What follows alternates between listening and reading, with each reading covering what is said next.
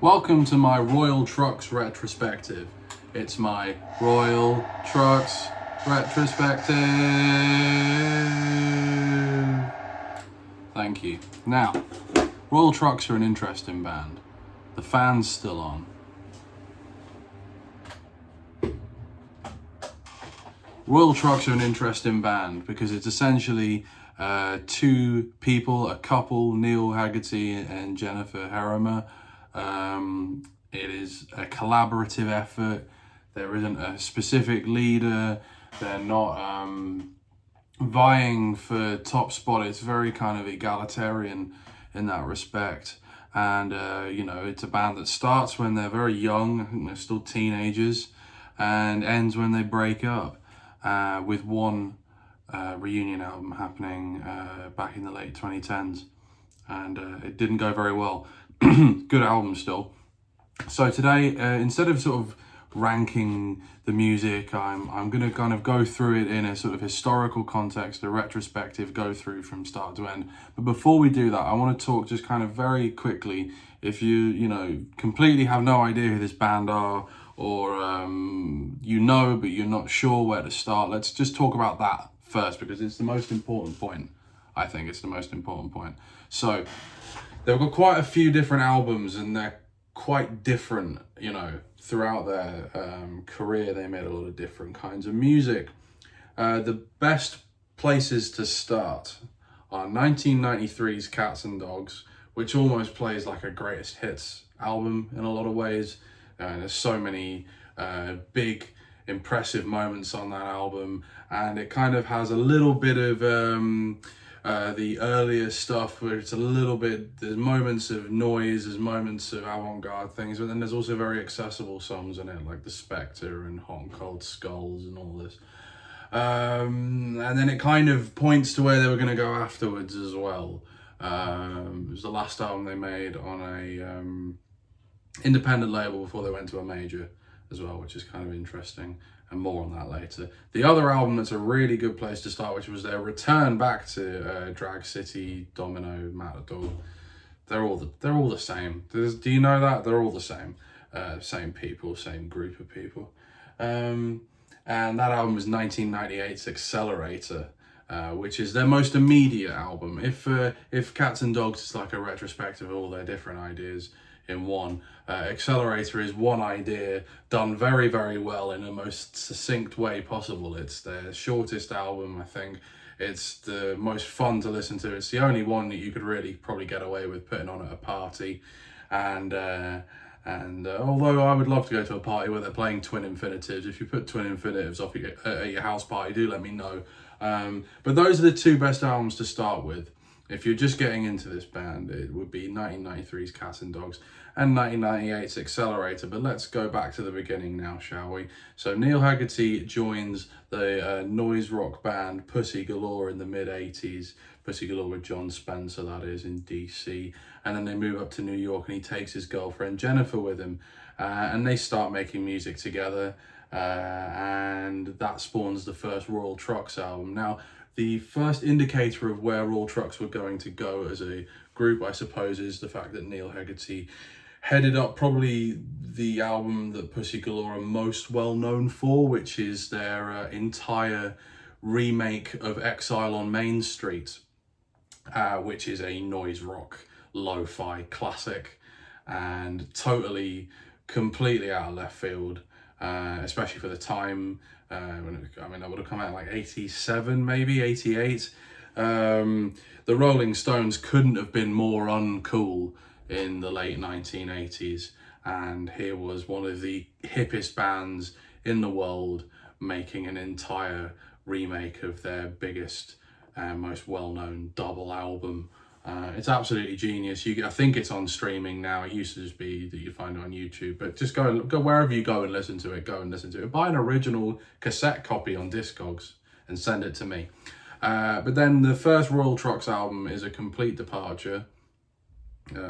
Pussy Galore kind of break down after that, and John Spencer goes on to do the Blues Explosion, and Neil goes on to do Royal Trux. And at that point, they were living in quite terrifying conditions in New York. They make this album that's very ragged. The first Royal Trux album it's not without its charm. It's very kind of, for people like myself that enjoy that kind of lo-fi stuff. It's a pretty cool listen, but overall, it's definitely the worst place you could possibly start if you were going to get into Royal Trux at all. And I would say this is for sort of advanced listeners only. It's not the most aggressively avant-garde thing they made. That would be their next album, Twin Infinitives. Now, what happened is that they moved to San Francisco and developed some quite sort of sordid habits. I'll let you put two and two together there, and that influences the music, I suppose. Although they claimed they were sober when they made it, but this is a double album again. This is it plays into this whole thing for me. Double albums are like this sort of thing that haunts my life. It's my Mark Fisher hauntology moment where I'm going to talk to you about double albums, whether that's Trout Mask Replica, Tego Mago, Lamb Lies Down on Broadway, Exile on Main Street, or Royal Trux Twin Infinitives.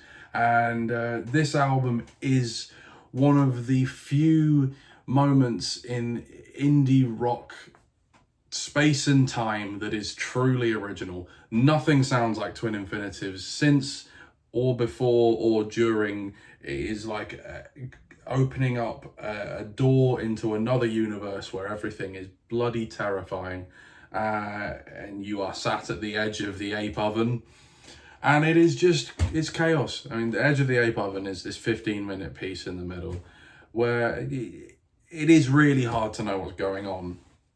It's hard to know what's going on throughout the whole album. It's just bonkers. And it might sound horrifying, because it is. I would thoroughly recommend listening to it completely blind. Why not? No. If you really want to love this band, I would save Twin Infinitives till quite far down the line, but I think there's a lot to love about this album. I think it is their most original statement. But it nearly broke them, and as they were living in this, again, very rough conditions in San Francisco and all strung out, they try and start pulling themselves together, and in the process they put out their third album, which is it's an untitled album, but it starts to exhibit these, going back to the Rolling Stones, which is a through line throughout their career. But I don't want to focus too much on that Stones thing, because I think it's overly analysed when it comes to Royal Trux. This album's just a collection of really fun little acoustic tracks for the most part. There's a couple of rockers. Sun on the Run at the end is a bit more up-tempo. But tracks like Junkie Nurse, Hallucinations, this is a great little album. And a lot more accessible, immediately more accessible than the first two. And this leads on, I suppose, to Cats and Dogs, which I've already mentioned.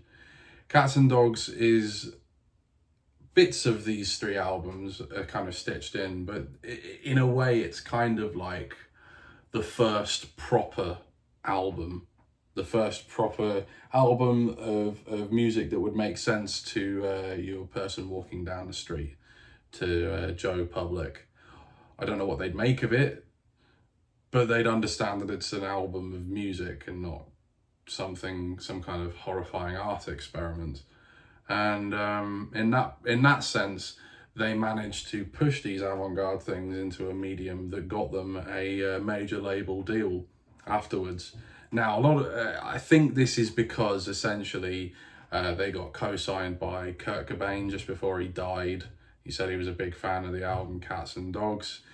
But also Pavement and Sonic Youth and a bunch of other bands that were the hip tastemakers of the time were saying, this is a great band. Heaven is a Truck, off of Pavement's Crooked Rain album, is a tribute to Royal Trux. Sonic Youth had been pretty explicit about how much they were into Royal Trux from the word go. You know, going back to, I mean, the first album comes out in 1988. I think the first Royal Trux album's 88 or 89, and Sonic Youth were already singing their praises in the same way that they were doing for Dinosaur Jr. and Nirvana, etc., etc. It just took Royal Trux until 93 to make an album that made sense to the general public. They then go away and make this album called Thank You with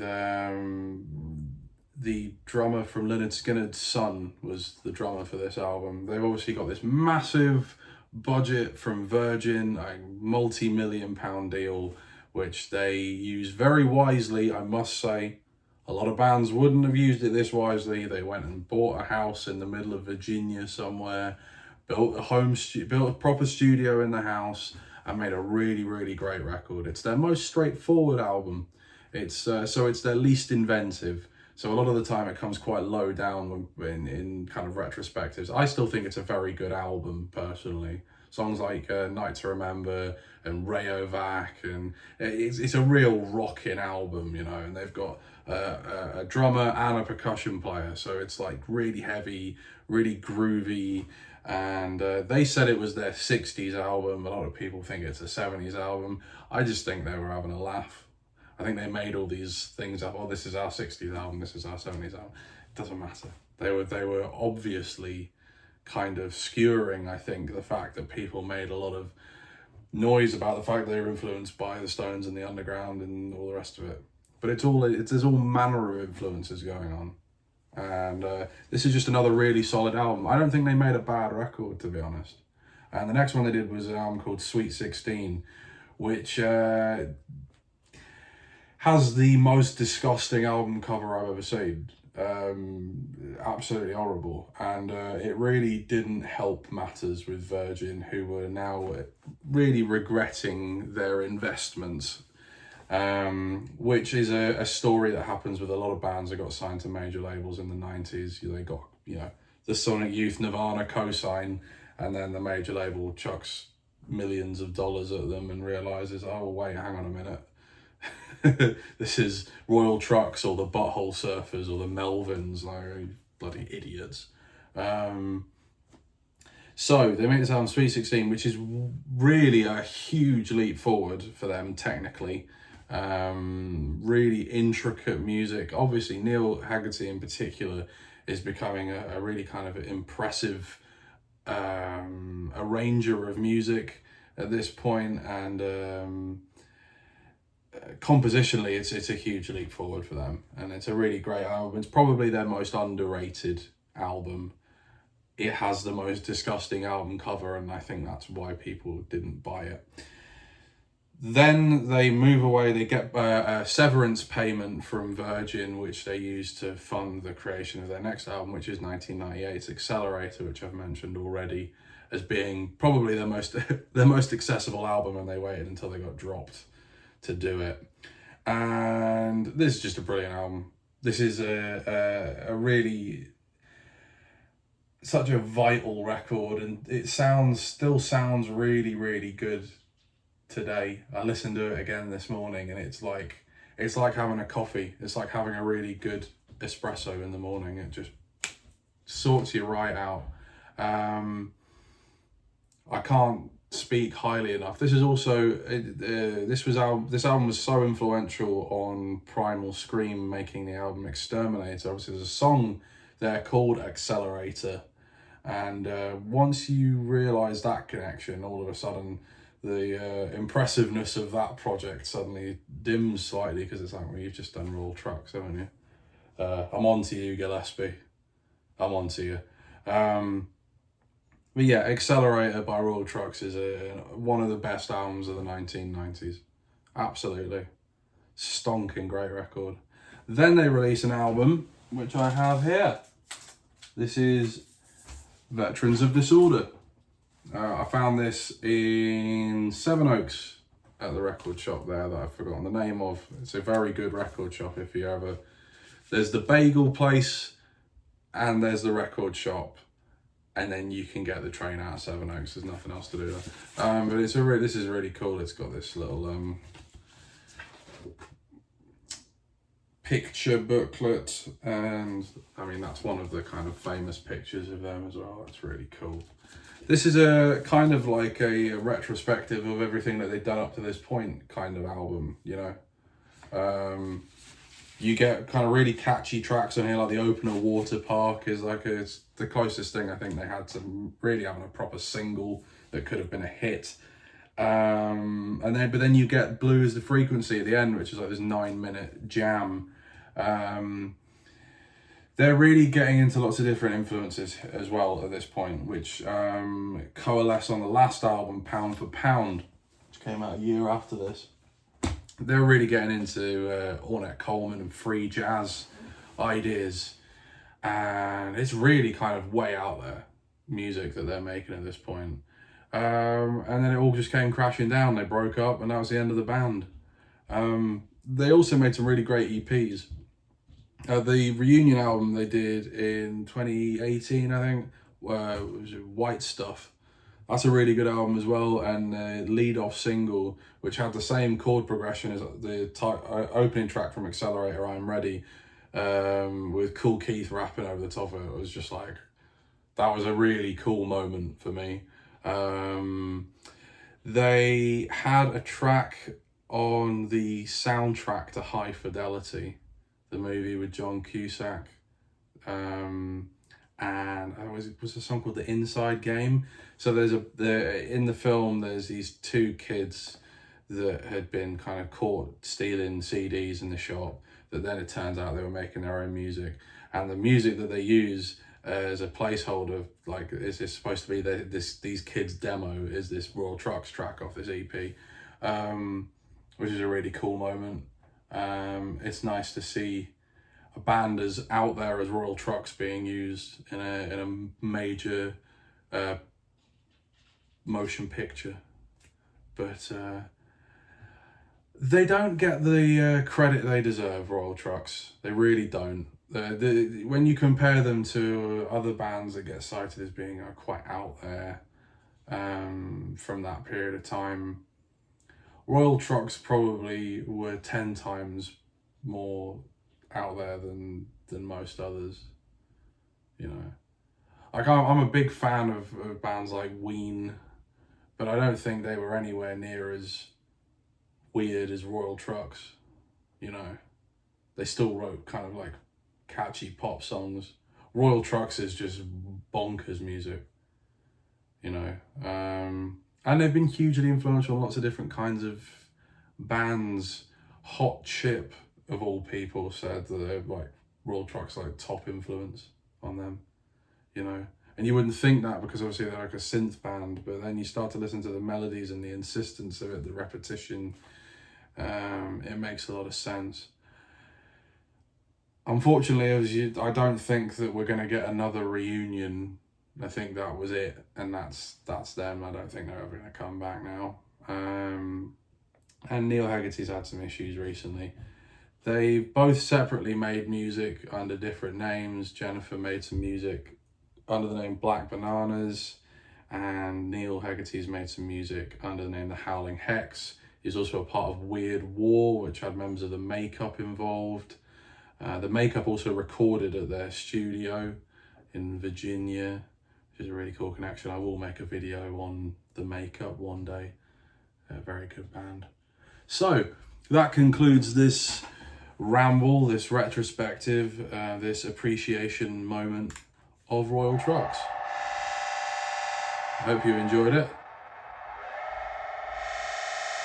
And we'll see you next time.